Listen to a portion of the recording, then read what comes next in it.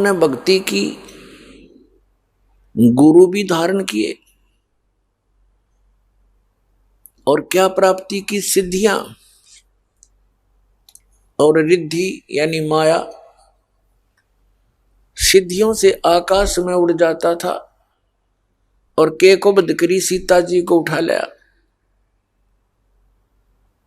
पर नारी परतरिया को उठा लाया, उसके कारण मृत्यु को आप भी मरा और परिवार मरा दिया सारा, कुल का नाश करया, लंका लुटवा दी।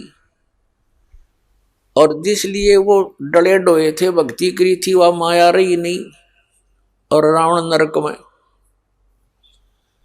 तो यहां भगवान याद दिलाते हैं, सर्व सोने की लंका थी वो रावण से रणधीरम, एक पलक में राज विराजी वो जम के पड़े जंजीरम। मन तू सुख के सागर बस रे भाई और ना ऐसा यस रे। मन तू सुख के सागर बस रे और ना ऐसा यस रे। यस माने महिमा। आप महिमा बनाना चाहते हो, बड़ी कोठी बनाकर, बहुत पैसे वाली मोटर गाड़ी कार लेकर, बहुत बड़ी फैक्ट्री लगाकर और उच्च पद या पोस्ट प्राप्त करके राजा, एमएलए, एमपी, मंत्री, मुख्यमंत्री, प्रधानमंत्री बनकर कहते ये यस कुछ को नहीं। ठीक है, कोई अच्छी आत्मा, अच्छा राजनेता भी हुआ है और जिसके कारण वो सुप्रसिद्ध हो गया, भक्ति करी नहीं, उसकी मृत्यु के उपरांत उसको उसका स्टैच्यू बना दिया, उसकी यादगार बना दी, एक वर्ष में उसने धोकर उसका माला डाल दी, उसका जन्म या मरण दिन मना लिया और वो गधा बना फिरता हो, कौआ बड़ का मनमाना अपने स्टैच्यू पर टट्टी कर रहा हो, बीट करता हो। तो परमात्मा कहते हैं ये यस यहाँ के नकली है सारे।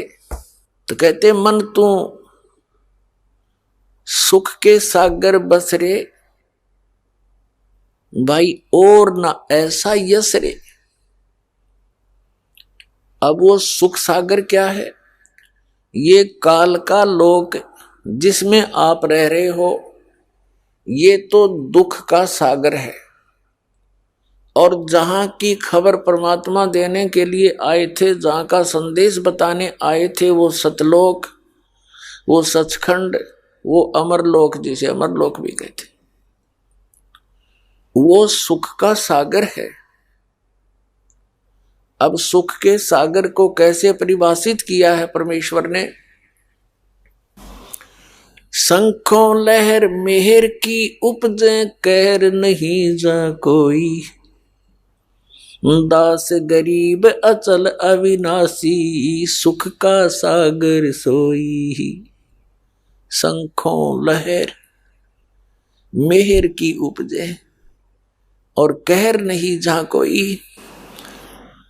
अब जैसे पुण्यात्माओं के अंदर कभी कभी एक ऐसी हिलोर उठती है, जब अकेले बैठे हों, इस दास के साथ तो अनेकों बार होता है, तो उस समय ऐसी स्थिति हो जाती है, आत्मा इतनी उभार लेती है, इतना उभार लेती है, किसी ने कितना ही परेशान कर रखा हो, कितना ही दुखी कर रखा हो, उसके प्रति भी एक अपनापन सा जागृत हो जाता है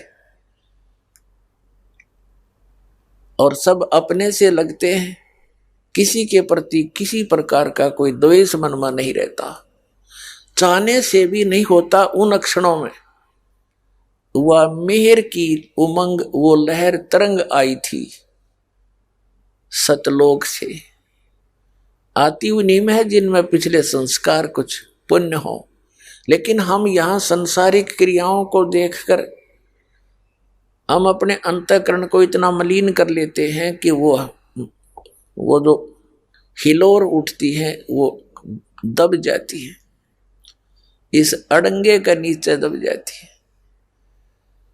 और फिर जब भक्ति प्रारंभ होती है, परमात्मा की मंत्र मिलते हैं, उसे अंतःकरण का मैल छट जाता है, हट जाता है, फिर तो सदा के लिए आत्मा उभर जाती है। लेकिन उस समय ऐसी स्थिति हो जाती है कि कोई भी पराया नजर नहीं आता, और जो ही वो समाप्त हो जाती है उसके बाद चाहकर भी कोशिश करें उस तरह रहने की तो भी नहीं रह सकता, मन में वही दोष विकार अवश्य घर कर जाते।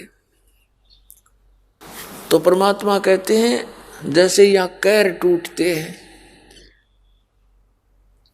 बच्चों की स्कूल की बस जा रही थी और बहुत गहरी खाई में गिर गई, 40 बच्चे थे, सारे मर गए। कैर टूट गया उस परिवार पर जिसको आस लेकर वो जी रहे थे। भूकंप आ गया एक बार गुजरात में, लाखों लोग मर गए रात में। तो यहां कहर टूटते हैं, ये लोग ठीक नहीं है।